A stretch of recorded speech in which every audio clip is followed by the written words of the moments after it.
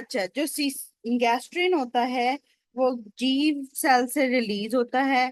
ठीक है, और एंट्रम ऑफ स्टमक के अंदर एक बार दफा एमसीक्यूज आता है, जी सेल्स ऑफ स्टमक के अंदर एमसीक्यूज आता है। आवाज कम है।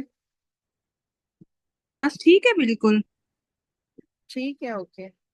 अच्छा, तो जी सेल्स ऑफ स्टमक की बात करूं या एंट्रम की, स्टमक एंट्रम की बात करूं, वहां से ये जो है वो जी सेल्स रिलीज होते हैं, गैस्ट्रिन रिलीज होता है, सॉरी। गैस्ट्रिन जो है वो क्या करता है, जो एम्पटिंग ऑफ गैस्ट्रिक एम्पटिंग होती है उसको बढ़ाता है। ठीक है।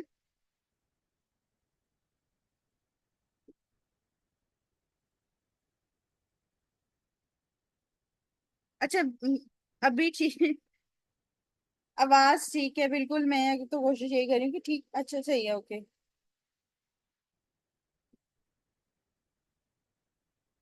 ठीक है, ओके। अच्छा, तो जो गैस्ट्रिक एम्पटिंग है उसको जो है ये बढ़ाता है।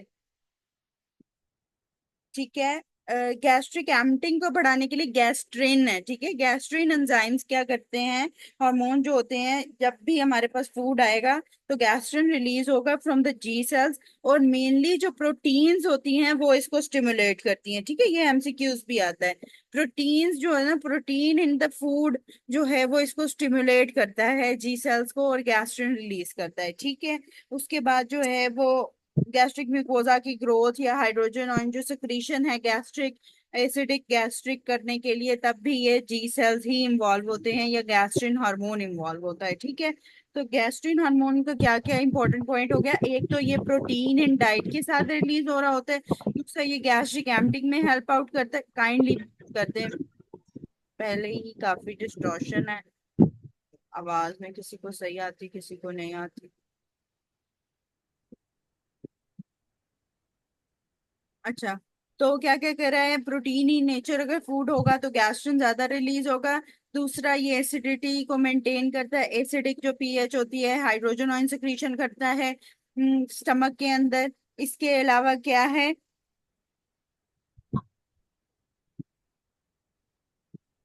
हाँ, मैं म्यूट कर रही हूँ उनको, पर मेरी तरफ से म्यूट नहीं हो रही हूँ, पता नहीं क्या मसला है उनको।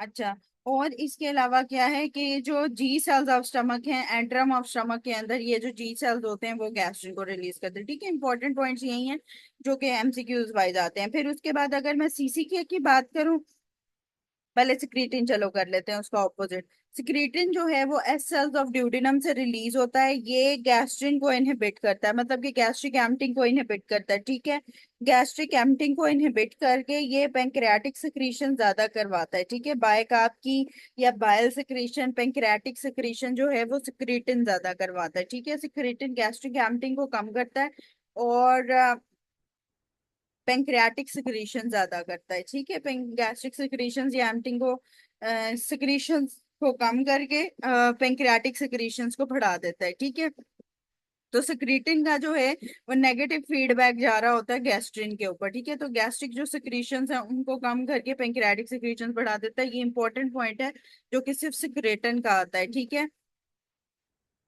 Double a page number 64, GIT physiology. अच्छा, उसके बाद क्या है कि हमारे पास जो लास्ट हार्मोन, इंपॉर्टेंट हार्मोन है, that is the CCK. CCK जो है वो I cells of duodenum and jejunum से रिलीज हो रहा होता है। ये क्या करता है, गैस्ट्रिक एम्पटिंग को तो कम करता है लेकिन इंटेस्टाइनल मोटेलिटी ज्यादा कर देता है। ठीक है, गैस्ट्रिक एम्पटिंग को कम करके इंटेस्टाइनल मोटेलिटी ज्यादा कर देता है, ये भी पेंक्रियाटिक सिक्रीशन ज्यादा करता है। दूसरा, गॉल ब्लैडर की कॉन्ट्रैक्शन, सीसी के जो है वो गॉल ब्लैडर की कॉन्ट्रैक्शन के साथ जो है वो रोल प्ले करता है। ठीक है, सही है। तो जो एमसीक्यूज में आता है वो यही आता है कि जो इनहिबिट कर रहा है गैस्ट्रिक सिक्रीशन को वो कौन सा है, सिक्रीटिन। ठीक है, जो मोटेलिटी रोक रहा है गैस्ट्रिक और इंटेस्टाइनल दोनों मोटेलिटी, ये सिक्रीटिन इनहिबिट ही कर रहा होता है। ठीक है, इनहिबिटरी इफेक्ट होता है इसका। स्टॉप से एस फॉर गैस्ट्रिन का था, जी फॉर गो, एंड सिक्रीटिन के एस से था एस फॉर स्टॉप। ठीक है, तो स्टॉप गैस्ट्रिक सिक्रीशन को स्टॉप कर देता है, मोटिलिटी को स्टॉप कर देता है, इंटेस्टाइनल मोटिलिटी को भी स्टॉप कर देता है, ठीक है। और जो CCK है ये क्या करता है, ये गैस्ट्रिक एम्पटिंग को तो डिक्रीज करता है लेकिन इंटेस्टाइनल मोटिलिटी ज्यादा कर देता है, ठीक है। तो ये G for go, G for gastrin, S for stop, S for secretin and CCK, ठीक है। ठीक है, यहाँ तक समझ आ गई। मोर प्रिसाइजली यही MCQ ज्यादातर आते, फाइन। ठीक है, उसके बाद हम सोमेटोस्टेटिन की बात करें तो आपको पता है अगर पेंक्रियाटिक सोमेटोस्टेटिन है तो वो डेल्टा सेल्स और पेंक्रियास से रिलीज होके इंसुलिन और ग्लूकागोन पे अफेक्ट करता है। और जो गट सोमेटोस्टेटिन है उसका भी इनहिबिटरी इफेक्ट ही है। सोमेटोस्टेटिन का कहीं भी इफेक्ट देखेंगे तो इनहिबिटरी इफेक्ट है, ठीक है। तो गट का सोमेटोस्टेटिन गैस्ट्रिन पे, bile acid production, gastric acid production, इन सबको रोकेगा, ठीक है, गट का सोमेटोस्टेटिन। बाकी आप कहीं पे भी सोमेटोस्टेटिन को देखेंगे तो वो इनहिबिटरी एक्शन ही दे रहा होगा। फिर GIT सिक्रीशन के अंदर जो हमारे पास सलाइवा के MCQs आते हैं, एक तो सलाइवा के अंदर जो है वो हमारे पास बाइकार्ब की कंसंट्रेशन या पोटाशियम की कंसंट्रेशन ज्यादा होती है, कि MCQs आता है। दूसरा सलाइवा के साथ जो MCQs आता है कि VIP जो होता है, VIP आज आपने फिजियो में भी किया होगा, ठीक है। VIP जो हार्मोन है वो सलाइवा के रिलीज के लिए बहुत अच्छा है, ठीक है। VIP वैसे तो कॉन्ट्रैक्शन जो स्टमक की है या इंटेस्टाइनल जो कॉन्ट्रैक्शंस हो रही होती हैं उसको रोकता है, ठीक है। लेकिन VIP जो है वो सलाइवा के, हाँ, जो CCK होता है वो गैस्ट्रिक एम्पटिंग को कम करता है और मोटिलिटी रोकता है, लेकिन दूसरी तरफ वो इंटेस्टाइनल मोटिलिटी ज्यादा कर देता है। एंड सेक्रेटिन जो है वो भी गैस्ट्रिक मोटिलिटी को रोकता है, वो इनहिबिट करता है गैस्ट्रिन को मेनली, ठीक है। तो गैस्ट्रिन जाहिर है वो मोटिलिटी करवा रहा होता है तो वो फिर उसको इनहिबिट कर देगा, ठीक। अच्छा, स्लाइवा के अंदर मैं आपको बता रही थी कि स्लाइवा के जो हैं वो रिसेप्टर का MCQज आता है कि अल्फा 1 बीटा 1 रिसेप्टर्स होते हैं। दूसरा स्लाइवा के अंदर MCQज आता है जो VIP हार्मोन होता है वो स्लाइवा रिलीज करवाता है, ठीक है। उसके बाद जो VIP हार्मोन इटसेल्फ होता है वो कॉन्ट्रैक्शन ऑफ ये गट की कॉन्ट्रैक्शन को रोक रहा होता है, ठीक है। तो ये MCQज आ जाते हैं विद द स्लाइवा।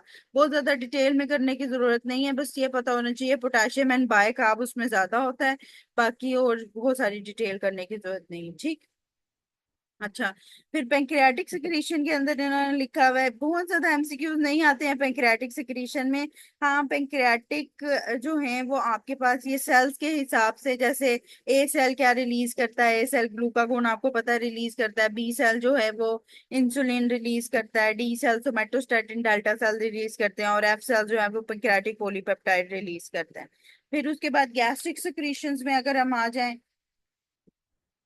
अच्छा, और एक और बस बात की पेंक्रियाटिक सिक्रीशन जो हमारे पास पीएच सबसे जो है वो ज्यादा होती है वो पेंक्रियाटिक सिक्रीशन में, ड्यूडेनल सिक्रीशंस में होती है और फिर पेंक्रियाटिक सिक्रीशन में होती है। तो हमारे पास जो है ना वो पेंक्रियाटिक सिक्रीशंस की ऑप्शन काफी दफा आती है, पीएच ज्यादा जो पूरे स्टमक में और गट में और इंटेस्टाइन में देखे ना अगर, तो सबसे ज्यादा पीएच किधर होती है तो वो पेंक्रियाटिक सिक्रीशन की, ड्यूडेनल सिक्रीशन की उससे भी ज्यादा होती है। लेकिन MCQs बाज दफा जो आए हैं उसमें उन्होंने पेंक्रियाटिक की ही ऑप्शन पूछी है, ड्यूडेनल सिक्रीशन की नहीं पूछी। तो ये बहुत ज्यादा pH is in the duodenal secretion greater than pancreatic secretion, और सबसे लोएस्ट पीएच किसमें होती है, गैस्ट्रिक सिक्रीशन में, ठीक, गट की वो स्टमक की सिक्रीशन।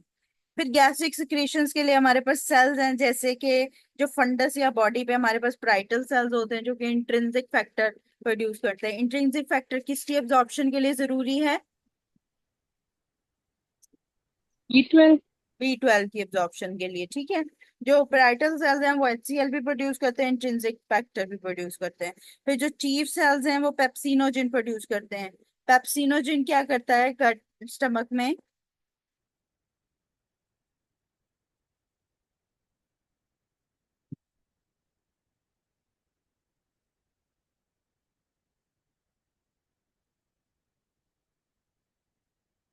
हाँ, पेप्सिन की कन्वर्जन के लिए जो है वो पेप्सिनोजिन जो है वो चाहिए होता है, ठीक है, पेप्सिन की कन्वर्जन में, ठीक है। जी सेल्स ऑफ एंट्रम क्या रिलीज करते हैं, एंट्रम एंट्रम के एरिया पे गैस्ट्रिन, ठीक है। D सेल्स क्या रिलीज करते हैं, सोमेटोस्टेटिन। एंटेरोक्रोमोफिल सेल्स, हिस्टामिन और म्यूकस सेल्स भी एंट्रम पे बाज दफा मिलते हैं, उनको कहते हैं म्यूकस एंड पेप्सिनोजेन। ठीक है, तो म्यूकस सेल्स भी मिलते हैं हमारे पास। फिर इसके बाद अगर कोई इंपॉर्टेंट चीजें हम करें तो उसके अंदर बाज दफा आपके पास मोटिलिटी का पूछा जाता है, वेव्स का पूछा जाता है। ठीक है, जो वेव्स होती हैं वो कैल्शियम चैनल्स के साथ मेनली ज्यादा एसोसिएटेड होती हैं। ठीक है, स्लो ऑसिलेटिंग वेव्स होती हैं पूरे इंटेस्टाइन में या गट में। ठीक है, और वो कैल्शियम चैनल्स के साथ मेनली एसोसिएट होती हैं कि कैल्शियम जो है वो अंदर आ रहा होता है, तो उसके साथ वो स्लो ऑसिलेटिंग वेव्स आ रही होती हैं। एक बात दूसरी, बाज दफा पूछते हैं कि वेव्स का क्या सीक्वेंस है, तो डिस्क का निमोनिक याद रखिएगा, डिस्क, DISK, डिस्क। ठीक है, ड्यूडेनम में जो है वो 12 पर मिनट की वेव्स आती हैं, ड्यूडेनम में 12 पर मिनट की।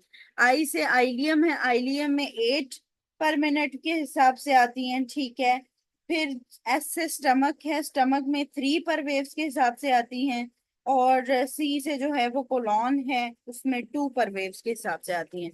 फिर से बता देती हूँ, स्लो वेव्स होती हैं पूरे गट के अंदर, कैल्शियम की एब्जॉर्प्शन के साथ होती हैं। ठीक है, कैल्शियम चैनल्स मेनली इन्वॉल्व होते हैं। और इसके अलावा डिस्क का निमोनिक हमारे पास आता है with the amount of wave, तो डी फॉर ड्यूडिनम जिसमें 12 पर मिनट के हिसाब से होती हैं, आई विद द आइलियम जिसमें 8 पर मिनट के हिसाब से होती हैं, एस विद द स्टमक जिसमें 3 पर मिनट के हिसाब से होती हैं, और सी विद द कोलॉन जिसमें 2 पर मिनट के हिसाब से स्लो वेव्स आती हैं। ठीक है, तो सबसे ज्यादा वेव्स किस में आ रही हैं इस हिसाब से? duodenum. ड्यूडेनम में। ठीक है, डिस्क का निमोनिक याद रखते हैं। फिर हमारे पास ये, मैंने अभी आपको इंट्रिंसिक फैक्टर पूछा, तो आप ये देखें कि जो विटामिन B12 होता है, ठीक है, या B12 के लिए एब्जॉर्प्शन के लिए इंट्रिंसिक फैक्टर जो है वो रिक्वायर्ड होता है। ठीक है, लेकिन उसकी ट्रांसपोर्ट के लिए ट्रांसकोबालामिन 2 रिक्वायर्ड होता है। आयरन की ट्रांसपोर्ट के लिए क्या होता है?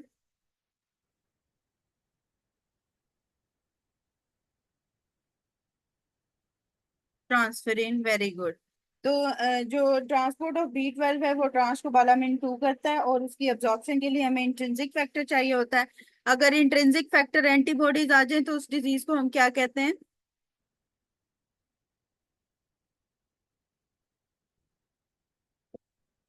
Pernicious anaemia, very good, pernicious anaemia. ठीक है, और डाइटरी लिहाज से अगर मैं बात करूं, वेरी गुड डॉक्टर आयशा, तो डाइटरी लिहाज से अगर मैं बात करूं तो प्रोटीन्स जब फूड में आप लेते हैं ना तो गैस्ट्रिन ज्यादा रिलीज होता है, लेकिन जब आप फैट कंटेंट ज्यादा लेते हैं तो CCK रिलीज होता है। ठीक है, तो ये भी याद रखना कि CCK क्या करता है, तो CCK जो है वो फैट कंटेंट लेने पे वो ज्यादा रिलीज होता है। ठीक है,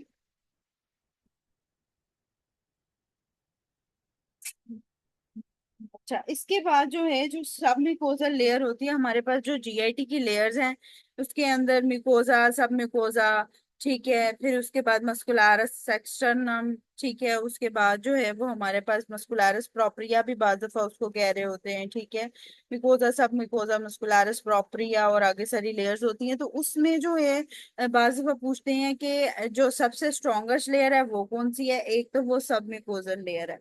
ठीक है, जो सबसे स्ट्रॉन्गेस्ट होती है।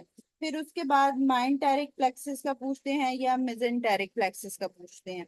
तो जो मिजेंटेरिक प्लेक्सिस होते हैं ये प्राइमरी जो है वो सिक्रीशन को और ब्लड फ्लो को कंट्रोल करते हैं, जो कि सब म्यूकोजल लेयर में होते हैं। ठीक है, तो ये याद रखना है कि मिजनर प्लेक्सिस या मिजनर प्लेक्सिस की अगर वो बात करें तो याद रखना है वो सब म्यूकोजल लेयर में होता है। मिजनर प्लेक्सिस जो है वो सिक्रीशंस के लिए और ब्लड फ्लो के लिए होते हैं। और जो माइंटेरिक प्लेक्सिस जो आप और बैक्स प्लेक्सिस हम पढ़ते हैं mortality of GI smooth muscles के अंदर, वो रोल प्ले करते हैं। तो और बैक या माइंटेरिक प्लेक्सिस या मिजनर प्लेक्सिस किस डिजीज में अफेक्ट होते हैं?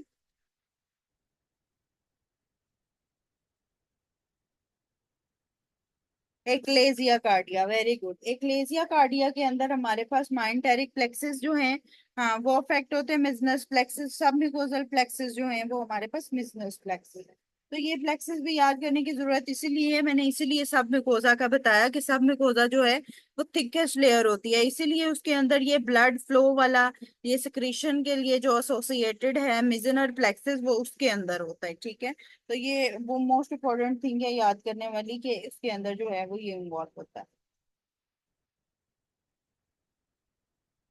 चलें ठीक है, सही है। बाकी अब हम एमसीक्यू स्टार्ट करते हैं, ठीक है।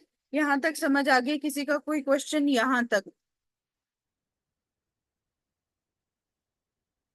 नो। ठीक है जी। Question number 1, during pharyngeal phase of swallowing what is true? तो वोकल कॉर्ड रिडक्टेड, एक दफा हमने पढ़ा था कि फॉल्स वोकल कॉर्ड रिडक्टेड हो जाते हैं, ठीक है। दूसरा, वोकल कॉर्ड रिडक्ट हो जाते हैं ये फ्रेंजियल फेज ऑफ swallowing में, ताकि वो पीछे जो है वो एयरवे के अंदर जो है वो फूड आपका ना जाए, ठीक है। Question number 2, increase pancreatic secretion and calcium level is by what? तो जो पैंक्रियाटिक सिक्रीशन हमारे पास ज्यादा कर रहा है, और calcium level C with the CCK and C with the calcium, ठीक है। क्योंकि अब याद करना थोड़ा सा मुश्किल ये है कि पैंक्रियाटिक सिक्रीशन तो सिक्रेटिन भी ज्यादा कर रहा है, ठीक है। लेकिन जो कैल्शियम लेवल और पैंक्रियाटिक सिक्रीशन जो ये दोनों ज्यादा कर रहे हैं वो है सीसी के, ठीक है। तो सिक्रेटिन से पैंक्रियाटिक सिक्रीशन ज्यादा करता है। पैंक्रियाटिक और कैल्शियम लेवल की अगर बात की जाए तो फिर सीसी के है, C for calcium, C with the CCK, ठीक है। Question number 3, the gastric fundus secretes which of the following? तो अभी हमने पढ़ा है कि गैस्ट्रिक फंडस में जो पेराइटल सेल्स होते हैं वो एचसीएल और इंट्रिंसिक फैक्टर को रिलीज करते हैं। Question number 4, which of the following neurotransmitter decrease contraction of stomach and gall bladder? तो मैंने आपको क्या बताया था कि ऐसा न्यूरोट्रांसमीटर वीआईपी वो वाहिद न्यूरोट्रांसमीटर है जो कि सलाइवा को रिलीज कर रहा है, सलाइवा के लिए इफेक्टिव है। लेकिन ये जो है वो स्टमक की और गॉल ब्लैडर की कॉन्ट्रैक्शंस को जो है ना वो इनहिबिट कर देता है, ठीक है। तो वीआईपी जो है वो ये काम करता है main. Question number 5, which hormone responsible for the delayed gastric emptying? तो गैस्ट्रिक एम्पटिंग को डिले कौन सा कर देता है? हमारे पास सीसी के, ठीक है। अम,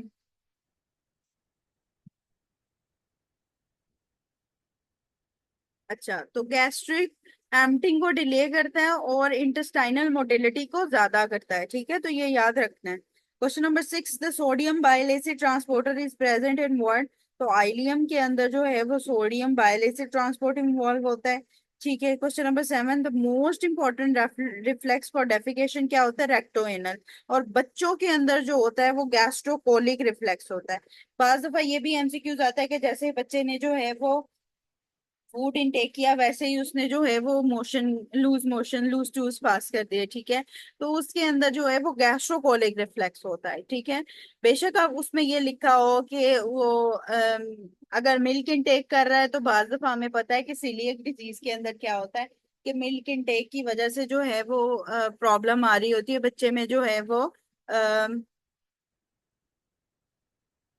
प्रॉब्लम ये आती है कि जैसे ही उसको मिल्क इनटेक कराते हैं तो थोड़ी देर बाद जो है वो उसको प्रॉब्लम स्टार्ट हो जाती है। लेकिन ये एक ऐसा सिनेरियो जिसके अंदर वो लिखे कि फौरन फौरन मतलब कि जैसे ही आपने उसको फूड दिया है वैसे ही जो है वो उसने लूज शूज पास कर दी या स्टूल पास कर दिया, तो that is the gastrocolic reflex, ठीक है। जो फौरन आना है वो गैस्ट्रोकोलिक रिफ्लेक्स से होना है, ठीक है। तो जो डेफिकेशन है उसका रिफ्लेक्स है रेक्टोएनल रिफ्लेक्स। डेफिकेशन इनिशिएट कैसे होती है? जब गट के अंदर मास मूव कर रहा होता है तो डेफिकेशन इनिशिएट उस टाइम पे होती है। और डेफिकेशन जो है वो पैरासिम्पथेटिक सैक्रल जो पैरासिम्पथेटिक सप्लाई होती है उससे कैरिड होती है, ठीक है। तो ये चीज याद रखनी है। पैरासिम्पथेटिक सप्लाई का मेन रोल ये होता है कि जो स्फिंक्टर्स होते हैं ना, ये गट के अंदर जितने भी स्फिंक्टर्स हैं इनको रिलैक्स करती है, ठीक है। तो ये स्फिंक्टर्स के साथ इसका बहुत अच्छा रोल है, गट स्फिंक्टर्स के साथ। और मेन इंपॉर्टेंट रोल अगर मैं पैरासिम्पथेटिक का बॉडी में भी कहूँ तो ये गट के स्फिंक्टर्स के साथ ही जो है वो रोल प्ले कर रही होती है, ठीक है। और उसमें relaxation of gut sphincter is very important role जो कि पैरासिम्पथेटिक करती है। बाकी पैरासिम्पथेटिक के अंदर ये होता है कि सिक्रीशंस ऑफ द बॉडी ज्यादा करती है, हार्ट रेट कम कर देती है, ठीक है। Contraction of body of stomach करती है, रिलैक्सेशन ऑफ फंडस करती है। तो ये पैरासिम्पथेटिक के ये सब काम है, ठीक है। और सिंपैथेटिक के वाइस वर्सा काम होंगे, ठीक है। जब भी स्फिंक्टर टोन्स जो है वो ज्यादा बढ़ेगी that is the sympathetic supply, ठीक है। अच्छा, question number 8, the secretion of HCl by the gastric parietal cell is needed for activation of pepsinogen to the pepsin, ठीक है। तो पेप्सिनोजन को पेप्सिन में कन्वर्ट करने के लिए जब बॉडी स्टमक के अंदर एचसीएल प्रोड्यूस होता है, तो एचसीएल कौन से सेल से प्रोड्यूस हो रहा है? Parietal. राइटल सेल से।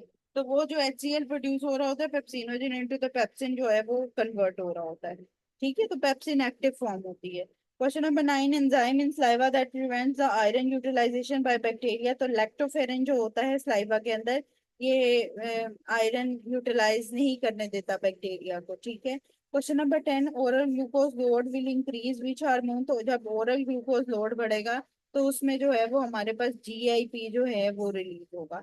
जीआईपी जो है ना वो इंसुलिन के रिलीज के लिए इंपॉर्टेंट होता है। इसीलिए जब ग्लूकोज लोड ज्यादा होगा तो जीआईपी रिलीज होगा, उसके बाद इंसुलिन उसकी वजह से रिलीज होगा। ठीक है। Question number 11, which of the following is the characteristics of saliva as compare to plasma. तो सलाइवा जो है वो हाइपोटोनिसिटी होती है उसके अंदर प्लाज्मा के कंपेयर्ड, और सलाइवा में क्या ज्यादा होता है?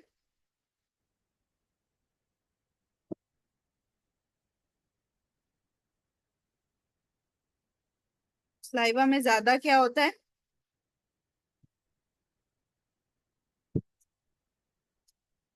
High potassium and bicarb. ठीक है, तो ज्यादा क्या होता है? High potassium and bicarb is increased in saliva. ठीक है, ये याद रखना, ये भी एमसीक्यूज आता है। जैसे टीयर्स के अंदर आ जाता है। ठीक है, टीयर्स के अंदर क्या ज्यादा होता है? याद है किसी को टीयर्स हमने किए हैं?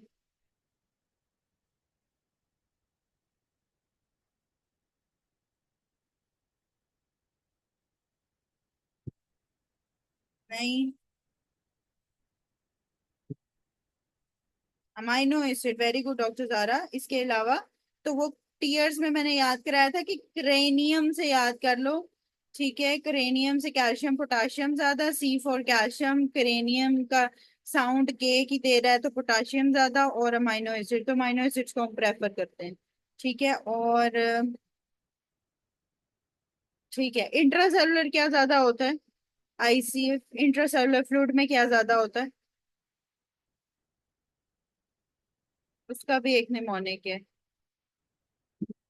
मैंने बताया हुआ है।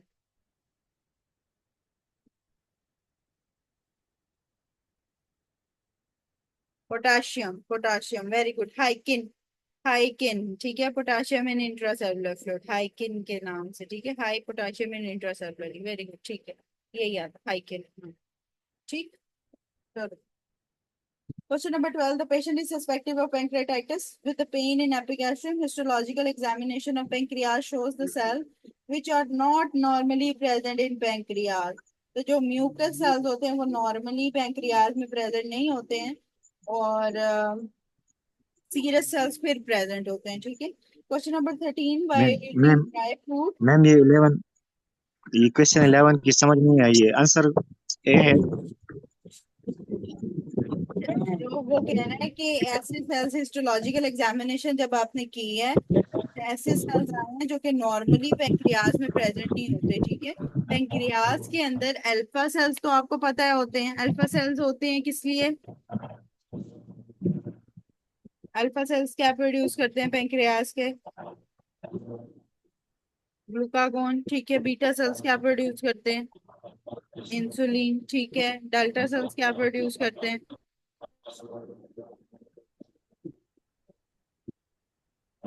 सोमेटोस्टेटिन। ठीक है, इसके अलावा जो म्यूकस सेल्स होते हैं वो रेयर होते हैं, लेकिन जो सीरस सेल्स हैं वो प्रेजेंट होते हैं।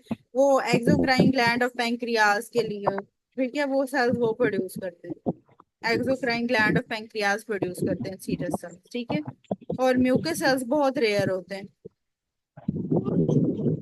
13, while eating dry fruit the saliva becomes what। तो saliva जो है वो सीरस हो जाएगा जब ड्राई फ्रूट के बाद। ठीक है।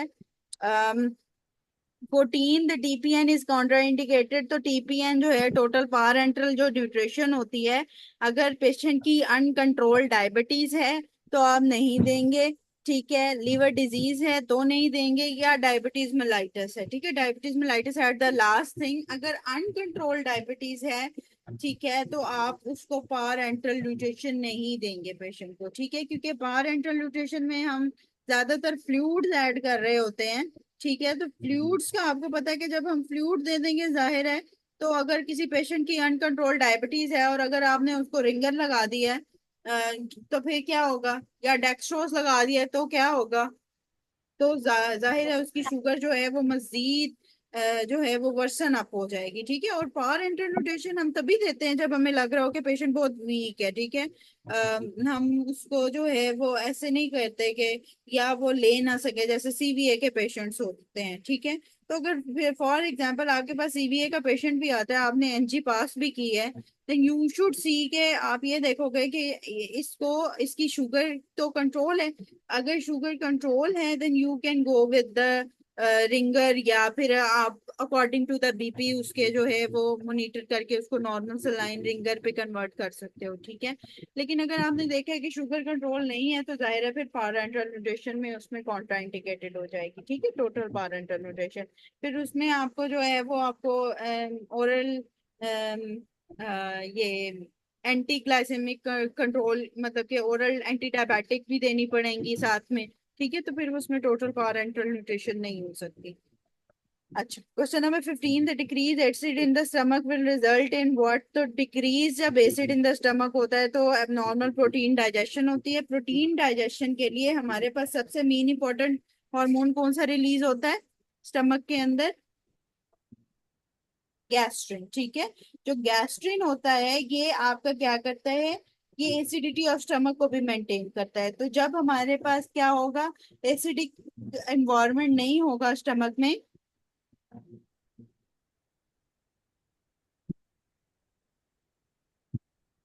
लिवर डिजीज के अंदर भी हम इसलिए नहीं देते हैं क्योंकि हमारे अगर लिवर एंजाइम्स लाइक बिलिरुबिन, ठीक है, बिलिरुबिन डीअरेंज हो, एएलपी एएसटीज वगैरह डीअरेंज हो, तो उसमें हम टोटल पारेंटल न्यूट्रिशन नहीं चला सकते क्योंकि पेशेंट को अंडरलाइंग जो है वो कोई पैथोलॉजी लाइक, क्योंकि लीवर ने आपको पता है कि डिटॉक्सिफिकेशन करनी है, ठीक है। तो अगर मैं टोटली उसको जो है वो मेडिसिन पे रख दूंगी, ठीक है, टोटल पावर एंटल न्यूट्रिशन पे रख दूंगी, तो उस सिचुएशन में फिर मेरे पास जो है ये प्रॉब्लम आएगी कि हो सकता है कि पेशेंट का लीवर जो है वो इटसेल्फ सही फंक्शनिंग ना कर रहा हो, और मैं उसको मेडिसिन पे मेडिसिन दे रही हूँ। मैं उसको विटामिन B12 लगवा रही हूँ टोटल पावर एंटल न्यूट्रिशन के लिए। मैं उसको जो है वो साथ में फ्लूइड दे रही हूँ।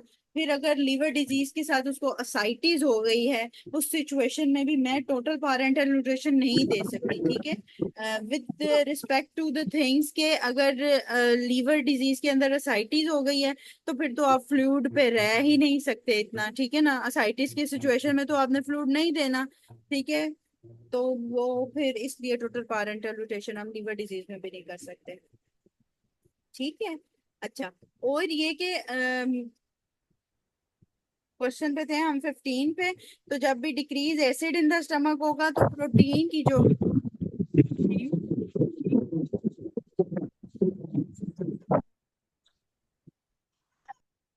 ठीक है, तो प्रोटीन जब हमारे पास जो है वो डाइजेस्ट जो है वो कम होगी अगर एसिड इन द स्टमक कम होगा, ठीक है। 16, the unconjugated bilirubin is transported in the blood in combination with albumin, ठीक है। अनकंजुगेटेड जो बिलिरुबिन होती है, जब आप बिलिरुबिन का एक वो पाथवे पढ़ते हैं, जब हीमोग्लोबिन ब्रेक डाउन होती है तो बिलिरुबिन निकलता है। बिलिरुबिन जो है वो एल्ब्यूमिन के साथ बाइंड करके लीवर में जाती है, वहां जाके फिर जो है वो कॉन्जुगेट करती है, ठीक है।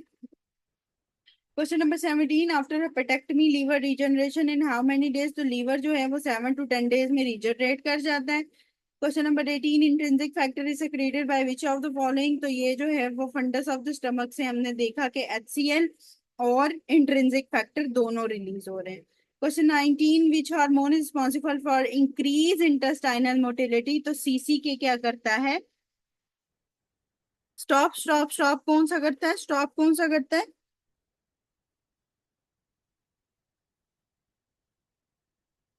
नहीं, CCK में से या फिर इसमें से गैस्ट्रिन, CCK और हाँ स्क्रीटिन।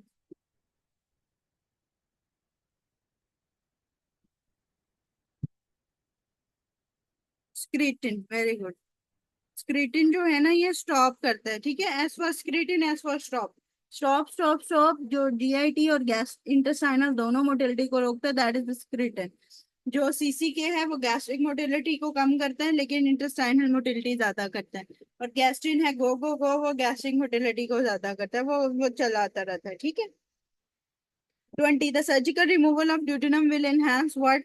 तो गैस्ट्रिक एम्पटिंग को एनहांस कर देगा सर्जिकल रिमूवल ऑफ ड्यूटेनम। क्यों? कोई मुझे बताएगा क्यों गैस्ट्रिक एम्पटिंग इनहांस क्यों हो जाएगी ड्यूटीनम के रिमूव होने से?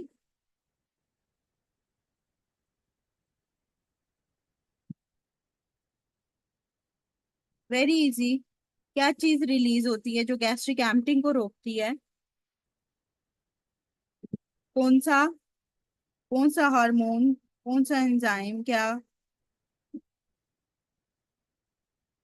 हाँ, ये भी हो सकता है। और गैस्ट्रिक एम्पटिंग को मेन कौन सा रोकता है? सीसी के। Very good doctor Ayesha. CC के, ठीक है।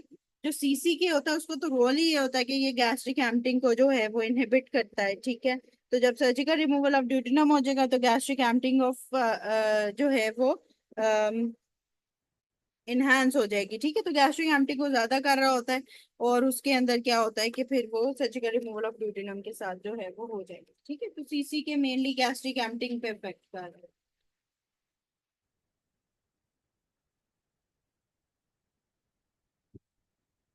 हम्म।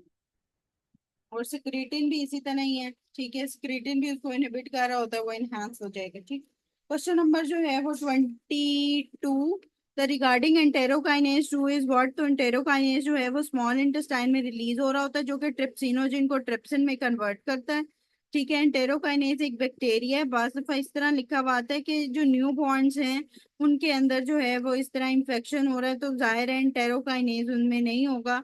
दूसरा, एंटेरोकाइनेज जो है वो ट्रिप्सिनोजिन को कन्वर्ट करते हुए टाइम थोड़ा लगा रहा होता है, इसलिए न्यूबॉर्न में ये प्रॉब्लम आ रही होती है। बाकी क्या है कि ब्रश बॉर्डर एंजाइम होता है ड्यूडेनम और जिजेनल मैक्यूजा का, ठीक है। और ट्रिप्सिनोजिन ट्रिप्सिन में कन्वर्ट होता है और इसकी वजह से जो है वो फर्दर जो प्रोटीन वगैरह की ब्रेक डाउन, ये इस सब के लिए ये हेल्पफुल होता है। Question number 23, intrinsic factor is release by the parietal cells of stomach fundus, ठीक है। ये पढ़ चुके हैं। 24, the pancreatic secretion do not produce which enzyme? तो अमाइनोपेप्टाइडेज प्रोड्यूस नहीं करती pancreatic secretion. 25, which hormone responsible for the increase gastric emptying? तो गैस्ट्रिन जो है वो इंक्रीज करती है। कम कौन सी करती है? सीसी के कर देता है डिक्रीज गैस्ट्रिक एम्पटिंग। और जब जाहिर ड्यूडेनम हम रिमूव करेंगे तो गैस्ट्रिक एम्पटिंग एनहांस हो जाएगी क्योंकि सीसी के तो आ नहीं रहा, ठीक है। और सिक्रीटिन भी गैस्ट्रिक मोटिलिटी को मेनली जो है वो कम करती है। 26, which potent stimulator of gastric acid? तो गैस्ट्रिक एसिड के लिए कौन सा पोटेंट स्टिमुलेंट है? प्रोटीन, ठीक है। गैस्ट्रिन के लिए मोस्ट पोटेंट प्रोटीन होता है। 27, liver is the only organ involve in the synthesis of urea formation के लिए इन्वॉल्व होता है लीवर, बाकी ये डिटॉक्सिफिकेशन कर रहा होता है, ठीक है। बाकी सबके लिए डिटॉक्सिफिकेशन है, यूरिया की फॉर्मेशन लीवर में हो रही होती है। 28, the highest alkaline pH is present in the pancreatic secretion? तो उससे भी ज्यादा जो है वो ड्यूटेनम की होती है और फिर पेंक्रियाज की होती है, ठीक है, pH. 29, the gastrin is produced by the pyloric antrum, antrum of the stomach के से G cells of the antrum of stomach जो है वो gastrin प्रोड्यूस करता है। 30, the secretin is produced by S cells of duodenum। 31, the substance which relaxes the muscle in the lower esophagus, stomach, gallbladder and intestine is VIP, ठीक है। VIP जो है वो contraction of gallbladder और stomach को कम करता है और relax करता है लोअर एसोफेगल स्फिंक्टर को, मसल्स को, इसके अलावा स्टमक को, गॉल ब्लैडर को, इंटेस्टाइन को। और सलाइवा के लिए प्रोडक्शन के लिए वीआईपी चाहिए, ठीक है। वीआईपी के तीन तीन एमसीक्यूज अब मैंने आपसे डिस्कस कर लिए हैं, ठीक है। 32, the salivary gland secretion is increased by VIP. 33, the decrease in gastric secretion is by the somatostatin और फिर सिक्रेटिन आएगा, ठीक है। तो सोमेटोस्टेटिन आपने प्रेफर पे रखना है क्योंकि सोमेटोस्टेटिन का तो काम ही ये है। सिक्रेटिन तो और भी काम कर रहा है ना, तो सोमेटोस्टेटिन का तो काम ही है कि बस मुझसे इनहिबिटरी काम करा लो, ठीक है, स्टॉप करा दो हर चीज। तो वो सोमेटोस्टेटिन जो है वो गैस्ट्रिक सिक्रीशन को डिक्रीज करता है ग्रेटर देन सिक्रेटिन, ठीक है। 34, the role of somatostatin in pancreatic fistula is decrease secretion, ठीक है। सिक्रीशन कम करेगा हॉर्मोन्स वगैरह की, ठीक है, या एंजाइम्स जो भी रिलीज हो रहे हैं उनको डिग्री सिक्रीशन कर देगा। 35, द पैरासिम्पैथेटिक फंक्शन इज क्या? कि रिलैक्स करता है जीआईटी स्फिंक्टर्स को, ठीक है। उसके बाद 36, the contraction in GIT smooth muscle is due to what? तो जो स्पॉन्टेनियस कैल्शियम चैनल्स हैं उसकी वजह से जीआईटी में कॉन्ट्रैक्शन होती है। ठीक है। 37 in GIT 3 layers of muscle on histology किस पे होती हैं? फंडस ऑफ स्टमक पे। ठीक है। फंडस ऑफ द स्टमक का जो एरिया होता है उसके अंदर 3 लेयर्स ऑफ होती हैं। ठीक है। मसल्स की थ्री थ्री लेयर्स आती हैं। ठीक है। उसके बाद 39 the gastric pylorus contain what mucus cells होते हैं पाइलोरस के अंदर। ठीक है। चीफ सेल्स होते हैं फंडस ऑफ स्टमक में। और आपको पता है जाइमोगिन जो सेल्स हैं वो भी फंडस ऑफ स्टमक में होंगे। ठीक है। 40 the saliva prevents iron utilization by microbes via। तो saliva में ऐसी चीज जो कि बैक्टीरिया को आयरन नहीं लेने देती, दैट इज द लैक्टोफेरिन। ये रिपीट है। ठीक है। 41 the slow waves in the small intestine smooth muscles are oscillating resting membrane potentials होती हैं ये। ठीक है। इसे हम स्लो वेव्स को ऑसिलेटिंग स्लो वेव्स भी कहते हैं, ऑसिलेटिंग रेस्टिंग मेम्ब्रेन पोटेंशियल भी कहते हैं। ठीक है। इन स्लो वेव्स का ये नाम है। Question number 43 which pancreatic enzyme causes the fat digestion. तो फैट डाइजेशन के लिए आपको लाइपेज चाहिए, स्टार्च डाइजेशन के लिए आपको अमाइलेज चाहिए। ठीक है। और प्रोटीएज डाइजेशन के लिए आपको प्रोटीन डाइजेशन के लिए आपको प्रोटीएज चाहिए। ठीक है। तो अमाइलेज जो है वो किसके लिए चाहिए? सेल्फ से याद कर सकते हैं, SALF। ठीक है। सेल्फ से याद कर सकते हैं, ई नहीं आएगा इसमें, साउंड एक ही दे रहा है। ठीक है। सेल्फ से क्या है?